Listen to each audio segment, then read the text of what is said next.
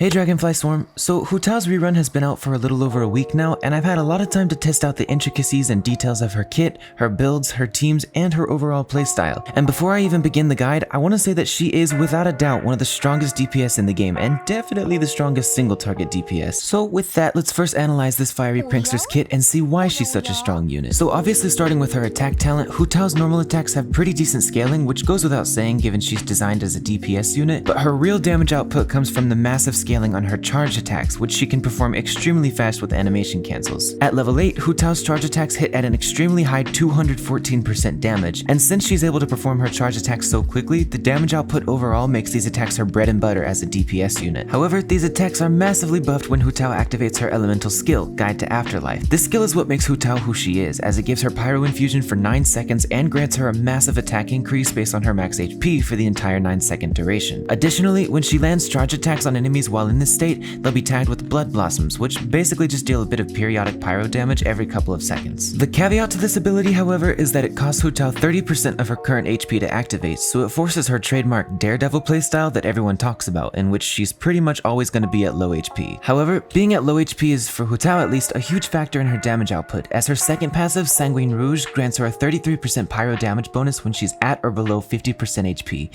which just massively buffs her damage output while in the 9-second elemental skill state, since she's infused with pyro. Hu Tao's burst, Spirit Soother, commands a large spirit to deal a massive AoE pyro damage slash, dealing increased damage if Hu Tao is at low HP when you use her burst. This ability also regenerates a portion of Hu Tao's max HP based on how many enemies are hit and how low Hu Tao's HP is. This ability is extremely important for not only keeping Hu Tao alive, considering she's always on life support, not complaining, she do be doing numbers, but it also grants her a source of AoE damage, which is really nice considering without her burst, she has very little AoE damage potential at all. Finally, Hu Tao also comes with a small but helpful first ascension passive in which she increases her entire team's crit rate, excluding herself, by 12% for 8 seconds when her elemental skill ends. This is nice for helping out with team damage output while she herself is off field, considering there's a 7-second cooldown time between her elemental skill use, and she should only be on the field when her skill is up. A few things to note and a couple of tips about Hu Tao's skills are as follows. Hu Tao's skill ends at the 7-second mark on her cooldown in the bottom right hand corner of the screen. You can use this information to preemptively switch off of her and quickly continue your rotations without wasting time attacking outside of her pyro infusion state. Also, it's worth maximizing Hu Tao's elemental skill first because of the huge attack bonus from her max HP, increasing her damage output overall by a lot. Finally, with Hu Tao, animation cancels can help to massively increase your charge attack speed, which in turn exponentially increases your damage output. And at C0, you should practice and rely on jump cancels, but at C1, you can actually perform dash cancels instead, which are, in my opinion, far easier and far more consistent to pull off. Now getting into the artifacts that Miss Spooky Spirit Fire Lady uses, it's actually mostly just a tight debate between two sets, both of which performing almost exactly as optimally as the other, just using different playstyles and team builds to do so. The first of which is the Crimson Witch of Flames set, which has been Hu Tao's well-known best in slot ever since her initial release. This set grants pyro units massive damage potential with not only a 15% pyro damage increase at the 2-piece passive mark,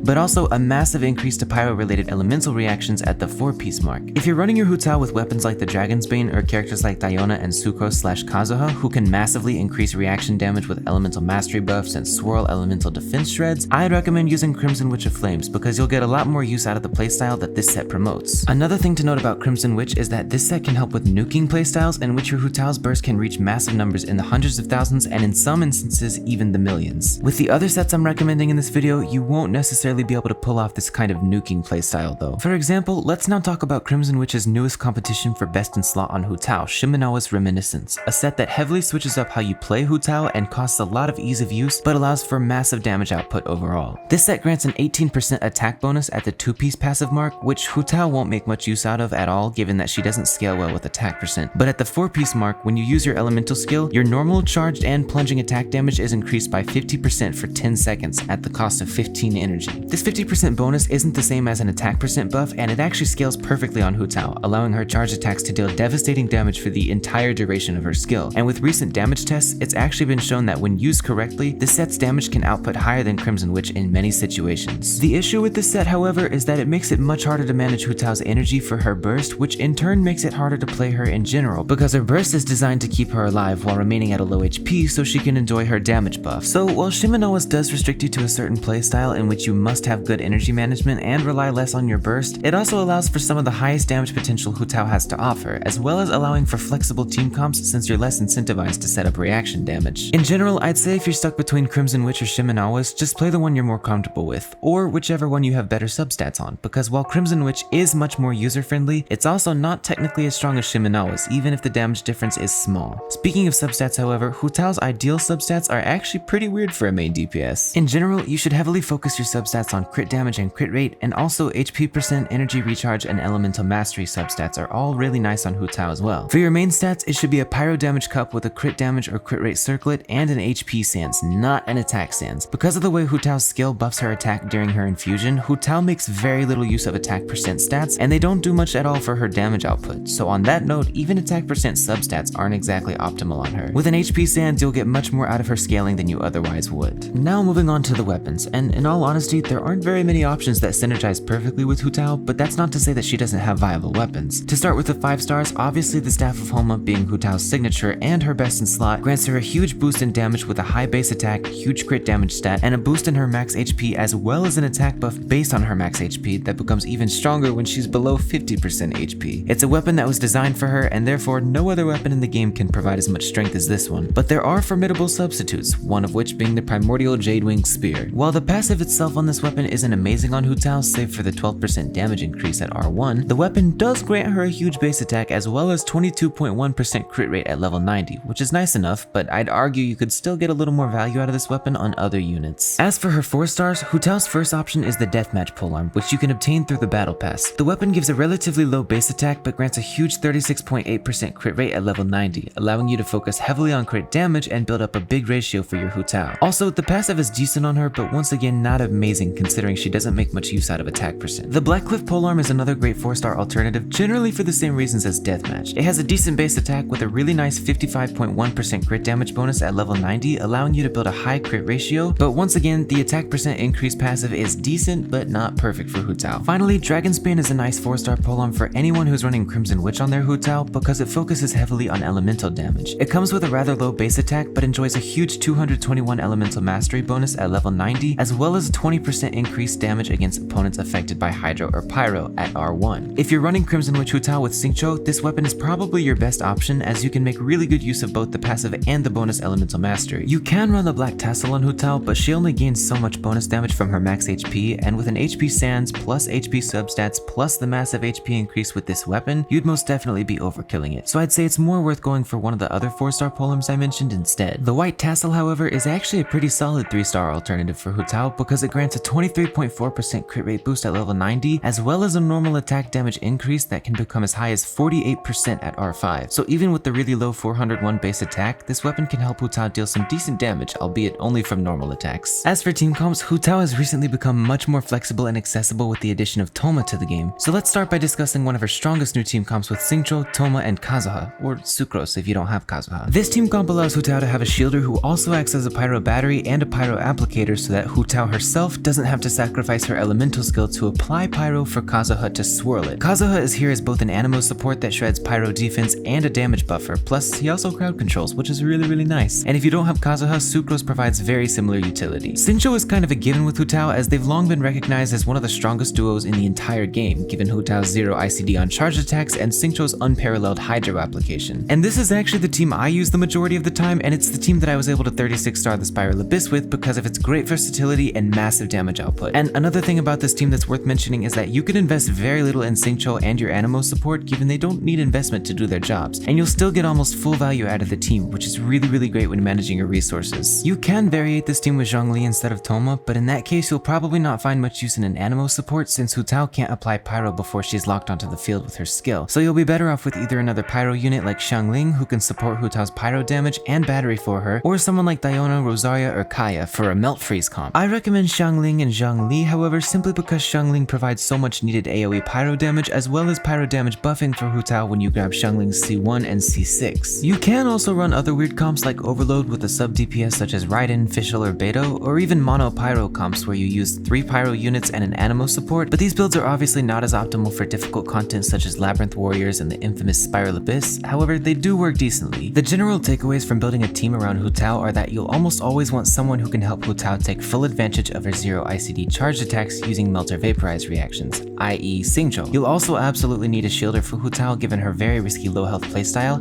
and then the 4th character slot is entirely up to you when it comes to personalizing your team's playstyle, and much of that choice depends on your build. For example, with Shimenawas, you'll almost definitely need a pyro support in either your shielder spot or your 4th character spot to act as a pyro battery for her. But if you're running Crimson Witch, you might want to try running characters that can even further boost your reaction damage, such as Diona at C6 or Kazuha and Sucrose. So with that, let's finally discuss Constellations. The good news is that Hu Tao, even at C0, is one of the most powerful DPS units in the game, and you can easily perform optimally with her at C0 provided you build her correctly and build a solid team to support her. However, for the sake of this video, let's discuss the value of pulling for her Constellations. Luckily, C1 is considered her highest value constellation because it makes her charge attacks cost 0 stamina while her elemental skill is active. If you really want to go for Constellations on Hu Tao, this is, honest to god, the only one you need, as it makes her considerably easier to play at her best and allows you to perform dash cancels with her, which are much easier and more effective to pull off than jump cancels in my opinion. At C2, the damage her Blood Blossoms deal is now increased by 10% of Hu Tao's max HP, and enemies hit by her burst are now inflicted with Blood Blossoms. This is a decent constellation, and it does actually considerably increase your Blood Blossom damage, but you don't need it to deal massive damage with Hu Tao anyways, and it's kinda just overkill. At C4, defeating enemies affected by Blood Blossoms increases your entire team's crit rate minus Hu Tao's by 12% for 15 seconds, which on top of the other 12% from her first Ascension passive actually makes for a pretty formidable 24% crit rate on your entire team,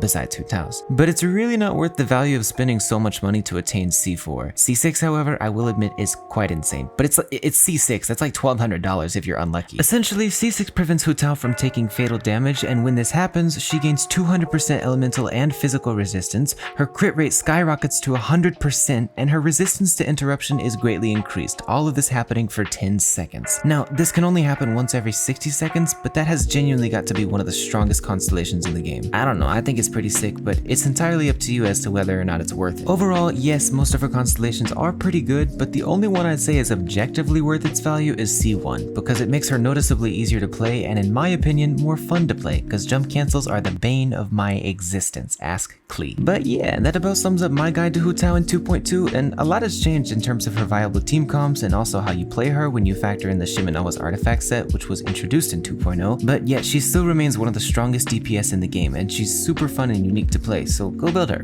Go get spooky and pranky, and go 36-star the Spiral Abyss, or whatever you want to do, it's your account. But maybe don't do that before you subscribe, because if you like this video or it helped you in any way, subscribing or liking is a great way to support my channel, and I'd super appreciate it. You can also join my Discord server or follow my Twitch channel, because I stream almost every night. All those links are down below, and I'm now gonna go. Goodbye.